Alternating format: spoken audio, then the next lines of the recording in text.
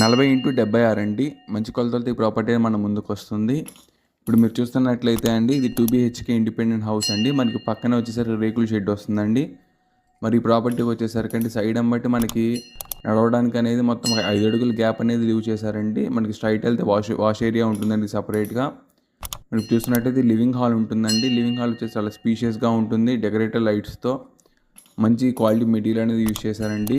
కాకపోతే ఇంటికి వచ్చేసరికి మన కబోర్డ్స్ వచ్చేసరికి జస్ట్ మనం కబోర్డ్స్ చేయించుకోవాలండి. అంతకుమించి అయితే ఏ ప్రాబ్లం లేదండి. ఈ ప్రాపర్టీ యొక్క వచ్చేసరికి 2 years ఓల్డ్ అండి. ఈ ప్రాపర్టీ అనేది 2 ఏళ్ల క్రితం కట్టిందండి. కానీ కన్స్ట్రక్షన్ మాత్రం ఓనర్సే కట్టించుకున్నారండి దగ్గరుండి. చాలా స్పీషియస్గా ఉంటుందండి. మనకి ప్రాపర్టీ వచ్చేసరికి 100% వాస్తుతో ఉంటుందండి. అండ్ ప్రాపర్టీ యొక్క ఫేసింగ్ అనేదండి ఈస్ట్ ఫేసింగ్లో ఉంటుందండి ఈ ప్రాపర్టీ అనేది. ఇప్పుడు మీరు చూస్తున్నట్లయితే అండి, ఇది లివింగ్ హాల్ అండి.